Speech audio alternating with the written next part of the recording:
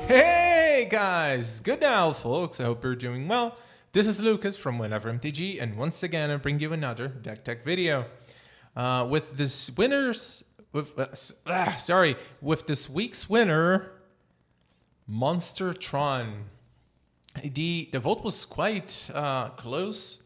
I think Monster Tron and Flickertron had, they were tied for a moment, but then, you guys decided that you like Monster Tron more, so here it is. Today's deck is a deck that has been a bit unknown, meaning it hasn't seen that much play, but it is still around.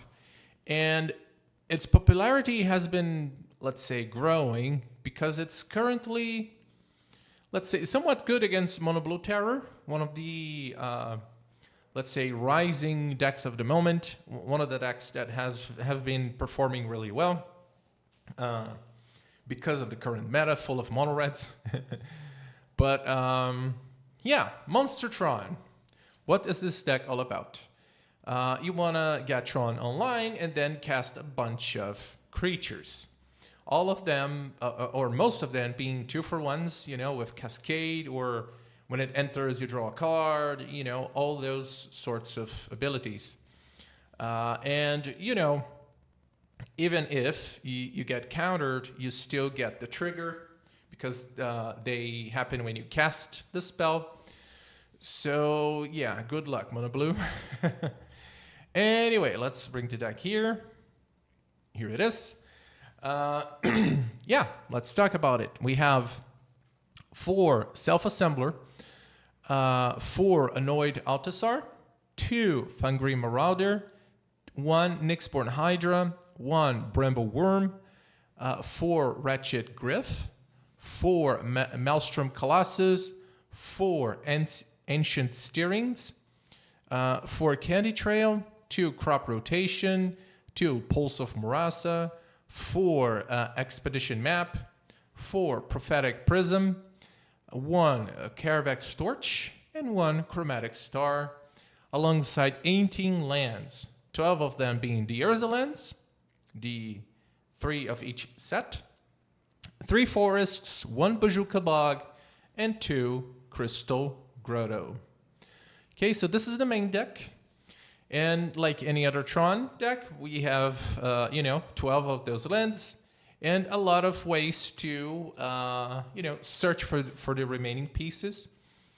In total, we have 12, let's say, enabling spells. And Ancient Steerings can help you get any land you want, from the top 5 at least. And Candy Trail surveils 2, and after that you can sack it to draw a card and gain 3 life. And Expedition Map lets you get any land from your deck. Therefore, if you need a green mana, you can get a forest. If you need the last remaining piece of the Tron lands, you can get it. So it's really easy to get Tron online with this deck. We have many ways to do it. And I did forget about Crop Rotation. It's right there. We can sack an extra piece of the Tron lands or a forest or whatever to get the last remaining piece. And this card is marvelous. It can be used to sack a land that's being targeted by wildfire, for example, to just, replace it.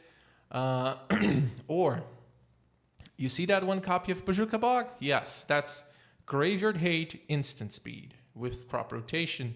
We can sack any land, get a Bojuka Bog, and stop any graveyard combo or graveyard, synergy. If, let's say, your opponent is trying to get some sneaky snackers on the field, it's a worthy mention.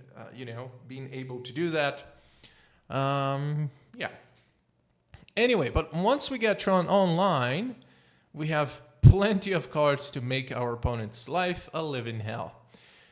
We have many creatures that are 2-for-1s. The Altisaur has Cascade, the Colossus has Cascade, the Gryff draws a card when you cast it. The Self-Assembler gets their siblings, when they enter. So there's a lot of 2-for-1s. The self-assembler can be a 4-for-1 if you think about it. Yeah, we have Fangren Marauder and the Bramble Wurm for life gain, and Hydra to just finish up the game. So it's pretty simple.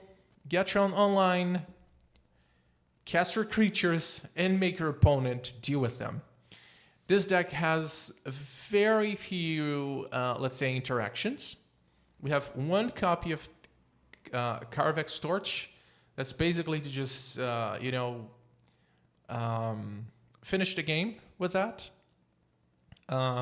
or try to wipe the board. Take a target out and then just finish the game. Pulse of Murasa. Okay. This card again is, how could I put this? It does wonders if you do it right. Most of the time, like 90% of the time, we're going to use it to just get a creature back from our graveyard, gain some life, and continue the ramping, the rampaging, right? But this card says, return target creature or land from a graveyard to its owner's hand. You gain 6 life. So here's the catch. First, you need a target. You can't just gain 6 life out of nowhere. 2, if the target disappears, the spell fizzles. So you won't gain 6 life. So those are just 2 important points I'm pointing out. But here's the thing. If, let's say, your opponent's playing Dredge or 5-land Spy, and they're trying to reanimate something, you can just bounce it back to their hand. Yes. You return target creature from a graveyard to its owner's hand. So you stop the combo by simply bouncing the creature back to their hand, from their graveyard to their hand. So you stop the combo and you get some life in the process. Many people don't know that interaction. I've seen it happening last week, and I thought it was brilliant. Yeah. So I believe I've covered everything. If you have any questions, any doubts, please let me know in the comments. Yeah, let's talk about the sideboard. Here we have 2 copies of Gorilla Shaman, 2 Ram Through, 3 Relic of Progenitus, 1 Kaervek's Torch, 2 Breathe Weapon, 2 Fangren Marauder, 2 Branch Boulder Golem, and 1 more Bramble Wurm. So here's our sideboard. It's pretty simple. This deck tends to struggle against Grixis Affinity and Jund Wildfire. So Gorilla Shaman's right there to kind of like even up those matches. We can try to destroy their lands or, their key artifacts. So last week I've seen a play where, I saw Grixis Affinity versus Monster Tron. Grixis Affinity had a giant board, had many pieces of artifacts and, many artifact lands. And Tron had a lot of mana. He cast Gorilla Shaman and got like 6 to 7 artifacts at once. It was brutal. He didn't get rid of the creatures because the Shaman can't kill creatures, but still, it wiped his board and brought him back to the game. It was, again, brutal. So, this card is a must-have in the sideboard. It helps you deal with artifact-based decks. So I don't see a reason why you shouldn't play this card. Well, 2 Ram Through. This is our removal of choice. Many of our creatures have, at least 3 attack. But most of them have 6 or 7, so it's an easy way to remove any creature from the battlefield and dealing some more damage extra. Because if your creature has trample, Then ram through deals the extra damage to your opponent's face. And well, the Altisaur has trample, the Worm has trample, and that's about it. The Hydra gives any other creature trample, so I would say that it's easy to deal some extra damage. But that is just a removal. It's there to try to stop certain interactions or aggression. So yeah. On top of that, we have Relic of Progenitus, which helps us deal with graveyard synergies, like Dredge, 5-land Spy, or even Mono Blue Terror. Mono Blue Terror depends on its graveyard to cast the Tolarian Terror. So the Relic of Progenitus will make that matchup even easier for Monster Tron. If we're dealing with creatures, we have Breathe Weapon and the Torch. That will help us, deal with a lot of, pesky little creatures at once. Yeah. And moreover, we have Fangren Marauder, which will further enhance our life gain ability. Every time, whenever an artifact goes to the graveyard, we gain 5 life.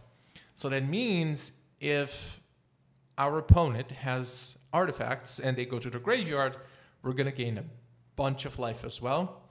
That counts for blood tokens, clue tokens, Ichor Wellspring, anything.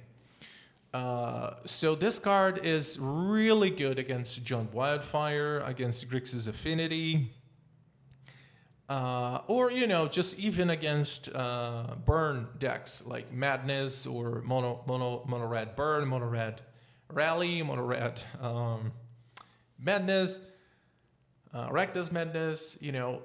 We need the life gain, and this card is beautiful against those decks. Right now we have 9 artifacts that sacrifice themselves, which is basically, they're going to do their effect plus gaining 5 life for you. So it's beautiful, trust me. I've seen these decks going from 5 to 40 life in no time. Furthermore, we have Boulderbranch Golem. This card is beautiful for this deck for many reasons. It has the prototype ability, which means you can cast it for 4 instead of 7. And if you're struggling to get Tron online, you can still have a creature on the battlefield, try to stabilize the game, get you some breathing room. If you suspect that your opponent is gonna, screw your lands, this is a must-have because it works for 4 mana. It's a little body, but it's gonna get you some life as soon as it enters. So it helps you get there. It helps you try to get Tron online, over and over by just presenting a body and gaining some life in the process. And Bramble Wurm is more or less the same. It gains life when it enters, and in the graveyard, you can pay 3, exile it, and gain 5 more life. So that means that if it gets removed or discarded, you can just, exile it from your graveyard to gain some life. So the sideboard is pretty much removal, graveyard hate, and life gain. Because it's all the deck really needs. Like I said, this deck doesn't have that many interactions, aka removal spells, because you don't really need them. You just cast your creatures, make your opponent deal with them, and you just try to stop, let's say, combos and strategies that will just blow your game plan. Yeah, I believe that's it. If I missed anything, if you want to really, if you want to know anything specific, please let me know in the comment section. I'll take the time to answer you. Okay, but let's talk about the good and bad matchups, right? So Like I mentioned, this deck's really good against Mono Blue Terror. The deck doesn't have that many counter spells, which means once you get 1 or 2 creatures online, they can pretty much stop everything Mono Blue Terror has. The bigger creature is 5/6, which is the Cryptic Serpent. The Tolarian Terror is a 5/5. Delver's a 3/2. But hey, we have some creatures with reach, 4 with flying, and many creatures that have, you know, a big enough status that none of the serpents can get through. So, I mean, Mono Blue Terror has to be very conservative early on and use Spell Pierce or even a counter spell to try to stop the Tron player to assemble Tron. If they do that successfully, they can take over the game. But once they get Tron online, it's just, you know, a big creature after a big creature, and good luck dealing with that. It's just too hard. Many of the creatures are 2-for-1s, like I said. You know, they have Cascade, or you draw a card when it enters, or it gains life. The Self-Assembler just get all of their siblings. It's really hard to push through all of these creatures. Another good matchup would be a Boros Synthesizer and Orzhov Blade. Those decks are, let's say, too fair against Monster Tron. Once you get, you know, 2 or 3 creatures online, it's just really hard to stop this deck. Next week, you're about to see a match where I played my Nightmare Blade versus Monster Tron. It was, I mean, no matter what I did, the deck just keeps throwing more creatures at you, and it's impossible. It's impossible to, you know, come back once this deck comes online. It's just too much. I think I killed like the first 8 or so creatures, but it just kept coming back. It's so annoying. Anyway, yeah, though I believe those are really good matchups for Monster Tron. Fairies is a good matchup for Monster Tron because they can't counter many of our stuff. They might be able to counter 1 or 2 of the big creatures, but once, you know, the first one hits the battlefield, it's devastating. If the fairy player knows what they're doing, they have to counter, they will counter the first spells, so Candy Trail, Ancient Stirrings, the map, and try to stop Tron from assembling Tron. That would be their primary goal, because once the creatures start, you know, coming online, it's impossible to stop. White Winnie doesn't do well against Monster Tron. You know, once the first and second creature enters the battlefield, there's nothing you can do about it. You may be able to kill the first 1 or 2 with Throbbing Charm in a big enough board, but man, I mean, they just keep coming, and you have to be as aggressive as possible, because if you can't kill Monster Tron by turn 4 or 5, they're going to stabilize and take over the game. Yeah, so those are the good matchups for Monster Tron. Bad matchups include Giant Wildfire, you know, because they can screw your lands, and they have Karklan Shaman plus Toxin to just wipe the board. What else? Grixis Affinity. They kind of pack the same thing besides the Wildfire. They have plenty of removal. They have the Refurbished Familiar for, you know, attacking your hand. They put a decent clock early on, so by the time you cast your first creature, you're probably at 10 or less life, and they can finish you off with Galvanic Blast or munitions, you know, just throwing all the artifacts at your face. It's not the easiest matchup, you know, but doable. On top of that, another bad matchup would be Mono Red. You know, it just takes way too much time for this deck to assemble Tron. You know, turn 4 might not be enough against Mono Red. Until then, you will probably have lost half of your life, if not more. And by the time you get your first creature, they're just going to throw the remaining burn spells at your face. You know, with Gutter Snipe and Kasig, Flame Breather, you know, damage stacks really fast, and this deck has no interaction against that besides just gaining some life in the process. Yeah, I don't think it should be, let's say, enough having that much life gain if you're not dealing damage as well.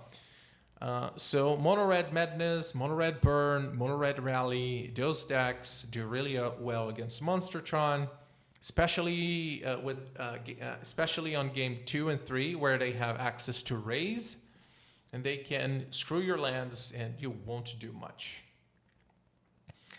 Yeah. I've said that Urza of Blade and Boros synthesizers are good matchups for Tron, but Mardu synthesizer is actually a good is actually a bad matchup for Monstertron. They have access to Wildfire. Usually, you know, they want to ramp, but against Tron, we want to screw Tron lands. With Black Mage's Rod, you know, and a lot of burn spells, Mardu can deal some damage early on with creatures and then just finish you off with burn spells. So I would say that all in all, Mardu is a bad matchup for Monstertron. Yeah. I believe I've covered everything. Of course, there are plenty of other decks out there. I can't remember all of them. So if you really want to know, you know, about any specific matchup, please let me know in the comment section. I'll take the time and all the care in the world. By care, I mean love. To answer to all of you. I hope you have enjoyed today's video. If you did, please consider subscribing to the channel. It helps me a lot. Okay? And I guess I'll see you next time.